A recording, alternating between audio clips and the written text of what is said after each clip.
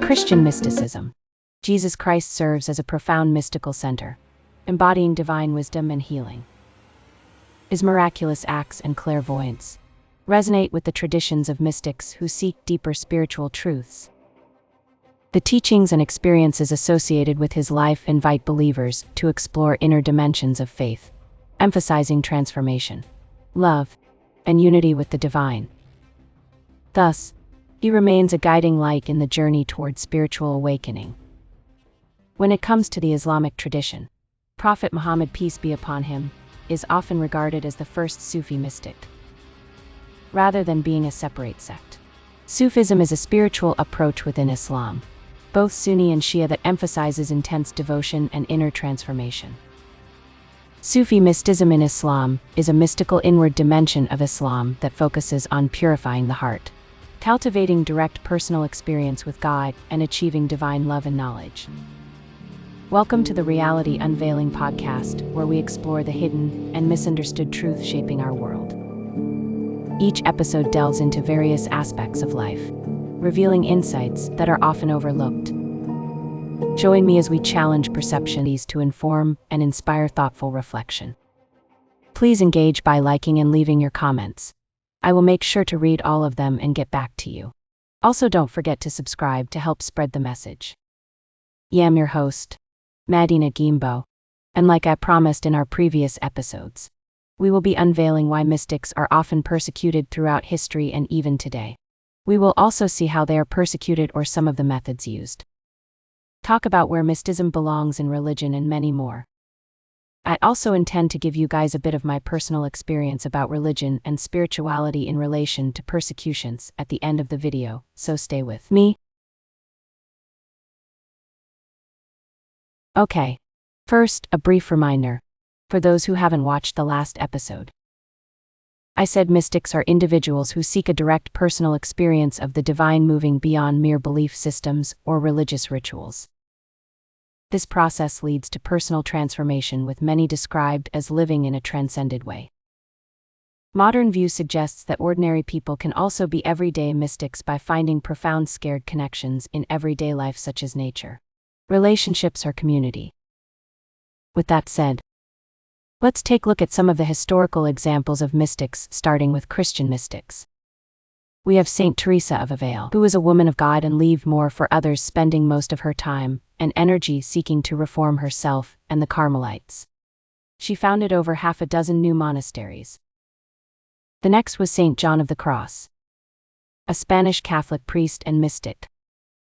He was known as one of the greatest Spanish poets, besides being a reformer and a mystic. There are many more Christian mystics which we will be talking about in our upcoming episodes, but for now, let's talk about Sufi mystism. Now, let's talk about Sufi mysticism in Islam, which emphasizes the internal search for divine love and knowledge. Practitioners, known as Sufis, engage in practices such as meditation, poetry, and music to transcend the material world and attain unity with the divine. Sufism's rich heritage includes influential figures like Rumi and Al-Ghazali, emphasizing personal experience and introspection, thereby enriching the broader tapestry of Islamic thought and spirituality. Often misunderstood as a separate sect, Sufism is fundamentally a spiritual approach within Islam, Sunni and Shia traditions. It emphasizes the inward search for God and the cultivation of a deep, personal connection to the divine. And like I said earlier, Sufis engage in practices such as meditation, chanting, and communal gatherings, focusing on the heart's purification. This path highlights love, tolerance, and selflessness, fostering unity among diverse Muslim communities. Sufism fosters a deep, loving relationship with God, encouraging believers to embrace divine love rather than live in fear of punishment. This mystical tradition emphasizes inner transformation, unity with the Creator, and the pursuit of spiritual enlightenment. Through practices such as meditation, poetry, and music, Sufis seek to cultivate an intimate connection with the divine, reflecting the essence of love in their relationship with God. Having said that, Sufism is not widely welcomed by Muslims, and do you know why?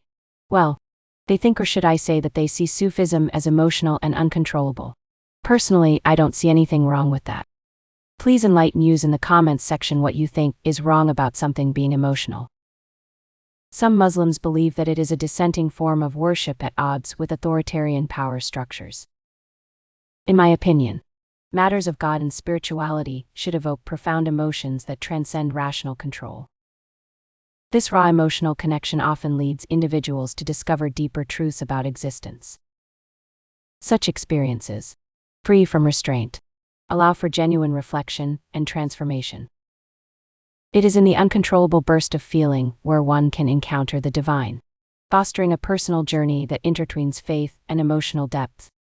Unfortunately, many individuals who identify as religious often resist the concept of a personal connection to the divine, adhering instead to strict regulations and dogmas. This rigidity can overshadow the intrinsic spiritual experience, reducing faith to mere adherence to rules, which to me actually doesn't make sense. Such an approach may alienate those seeking a deeper, more authentic relationship with the divine. To many, God embodies an ever-present essence, engaging with us continuously. Yet, certain religious doctrines suggest divine communication occurs only at designated times or with select individuals. This notion undermines the belief that the divine is accessible to all, at all moments. In reality, the connection to the divine transcends the constraints of time and space, inviting every individual into a profound dialogue with God, continuously and universally.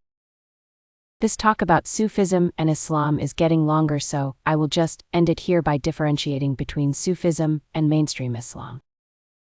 While mainstream Islam focuses on adherence to religious laws and communal worship, Sufism prioritizes inner transformation and love for God. Sufism seeks a direct connection with the divine, distinguishing it in practice and emphasis from traditional Islamic teachings. That is to say, Sufism is the esoteric aspect of Islam. Before we proceed, would like to take a moment to express my sincere gratitude to all of you for subscribing and joining me on the Reality Unveiling podcast. Your support and engagement are invaluable to this journey, and I am truly honored to share these moments with you. Together, we will explore ideas and stories that challenge perceptions and foster understanding. Thank you for being a crucial part of this community. Indeed, all mysticism inherently intertwines with the esoteric dimensions of religion. This relationship underscores a profound exploration of spiritual truths that often elude conventional understanding. Mystical practices encourage an inward journey, fostering personal experiences of the divine. By engaging with hidden teachings and symbols, practitioners seek to transcend the mundane and unveil deeper meanings within sacred texts, enriching their spiritual lives. Speaking of religious mystics, Jesus Christ is considered as a mystic by many scholars. They interpret him as the first-century Jewish mystic who focused on direct experiences of God rather than just rituals. They highlight his prayers in the wilderness, intimacy with God, and his teachings on the kingdom of God being within us. Although not all scholars describe him in those terms, he is still widely viewed as the ultimate model of the union with God. Jesus is revered for his role as a healer, demonstrating a profound connection to the divine and a remarkable understanding of human suffering. His clairvoyant insights reveal an awareness of spiritual realities, aligning with mystical traditions that emphasize inner vision and transformative power. Through acts of healing and knowledge, Jesus embodies a unique synthesis of compassion and wisdom, offering pathways to deeper spiritual understanding and enlightenment for all. Now, let's talk about some of the reasons why mystics often face persecution. First, their unconventional beliefs and insights, which challenge established social, religious, and political norms. This can disrupt the status quo, invoking fear and suspicion among authorities. This reaction often stems from a desire to maintain control and silence dissent. Consequently, mystics are marginalized, as their truths threaten accepted boundaries of thought and behavior. By the way, it is important to acknowledge that not all individuals who present themselves as mystics possess genuine abilities or intentions. Claims of spirituality and insight can sometimes mask deceitful practices. While the pursuit of mysticism can be enriching, individuals should exercise caution and discernment. Authorities may struggle to regulate such claims effectively, which emphasizes the need for personal vigilance and critical evaluation in seeking authentic guidance. Even among mainstream religious people, imperfections are evident. Human nature does not yield to idealistic standards, and individuals often grapple with personal flaws and moral dilemmas. Religious teachings may offer guidance and inspiration, yet they do not eliminate the complexities of human behavior. I think that is why I no longer trust anyone using their religious level as collateral. I trust them instead as humans, people we are sharing a lifetime together. I'm sure many individuals have painful stories rooted in experiences with mainstream religions and mysticism. I don't think I have enough time to mention them. These narratives often reveal profound struggles, personal crises, and the quest for meaning. They illustrate the complex interplay between faith and human emotion, showcasing how beliefs can both uplift and devastate. That is why discernment is very important when it comes to religion, spirituality, and life in general. Also, mystics often face persecution because their insights challenge established norms and beliefs. By claiming to perceive truths beyond conventional understanding, they provoke discomfort among authorities who rely on consensus and tradition. This unique perspective can undermine power structures, as mystics reveal deeper spiritual realities that threaten the status quo. Their pursuits of truth can lead to isolation, misunderstanding, and at times, severe societal backlash. The persecution of mystics throughout history is indeed reminiscent of the challenges faced by Jesus Christ. Both figures sought and taught deeper spiritual truths, often clashing with established norms and institutions. This common thread highlights a persistent tension between enlightenment and orthodoxy. As society grapples with spiritual authenticity, the sacrifices of these mystics serve as a poignant reminder of the costs associated with profound insight and unwavering faith. Since they serve as vital catalysts for transformation, envisioning reality infused with love and reform. Their ideals often clash with entrenched social and economic structures, challenging norms and provoking discomfort among established powers. By advocating for a more compassionate world, they inspire others to re-examine their values and priorities. This tension between visionary thought and conventional wisdom leads to their persecution most of the time. Also, mystic experiences, characterized by their inward and subjective nature, often face skepticism from authorities. This dismissal may stem from a lack of understanding or fear of the unexplained. They are frequently categorized as deception, mental instability, or even demonic influence. This tendency highlights a broader societal challenge in recognizing the validity of personal spiritual experiences, which defy empirical measurements yet hold profound significance for individuals. Mystics across various traditions have often observed that no single religion possesses an absolute claim to truth. This insight challenges the exclusivity asserted by institutional religions, highlighting a shared pursuit of understanding and experience beyond dogma. By embracing a more inclusive perspective, they often advocate for a deeper appreciation of spiritual diversity, fostering dialogue and unity among belief systems rather than division.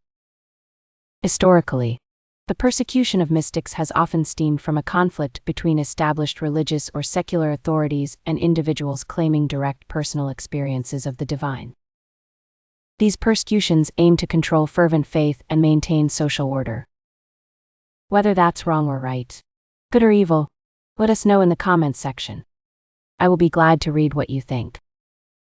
Now, let's talk about some of the methods used in the persecution of mystics, but before that, please subscribe to the Reality Unveiling to amplify our collective voice and spread awareness effectively.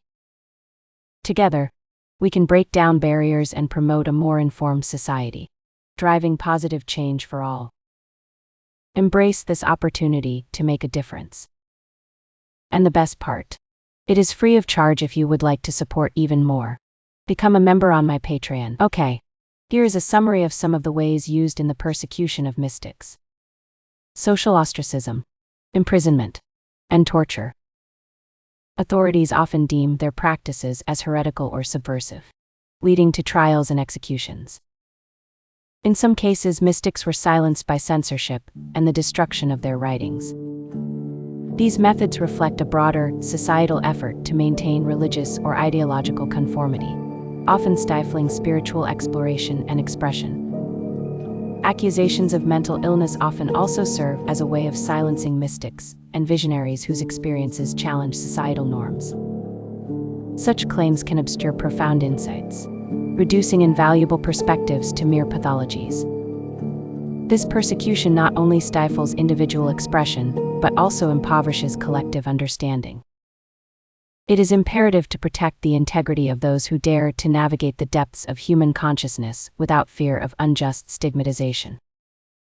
Exclusion from community life and familial disarmament are profound forms of persecution faced by mystics pursuing personal spiritual paths. This marginalization not only undermines their quest for enlightenment but also reinforces societal norms that resist individual exploration. Such actions can lead to isolation, despair, and a sense of loss, highlighting the need for greater acceptance and understanding of diverse spiritual journeys within our communities. I hope that has shed more light on mystism. Don't forget to subscribe for more revelations that challenge conventional beliefs and enhance your journey toward enlightenment. Together, let's unveil the mysteries that shape our understanding of reality.